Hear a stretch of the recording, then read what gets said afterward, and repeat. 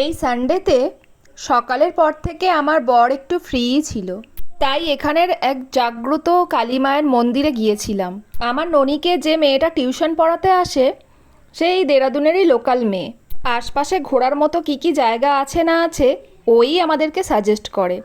তো ওই বলেছিল যে এখানে এক জাগ্রত কালী মায়ের মন্দির আছে, ডাট কালী মা, ওখানে গিয়ে দর্শন করে আসতে পারো, এবং নাকি মা খুব জাগ্রত এবং মনস্কামনাও পূরণ করেন।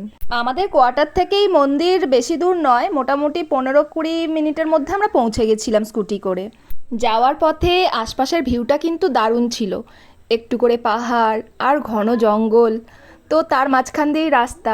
এখানের প্রায় রাস্তাঘাটগুলো এই রকমই, আর মন্দিরটাও বেশ নিরিবিলি ছিমছাম জায়গায়, দারুণ একটা একটা অনুভব হচ্ছিল।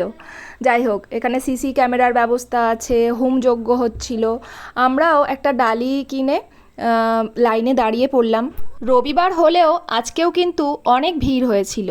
ননির টিউশন ম্যাম বলেছিল যে শনিবারেই নাকি মেন পুজোটা হয়, তবে প্রতিদিনই এখানে পুজো হয়। তো ভাবছিলাম লাইনে দাঁড়িয়ে মায়ের দর্শন পাবো তো শেষমেশ আমরা মায়ের দর্শন পেয়েছিলাম। আর মায়ের যা অপূর্ব রূপ সেটা দেখে আমার মন ভরে গেল। আপনারাও দেখে নিন। এখানে ছবি টবি তোলা বারণ আছে, তাও মানুষজন টুকটাক তুলেই নিচ্ছে।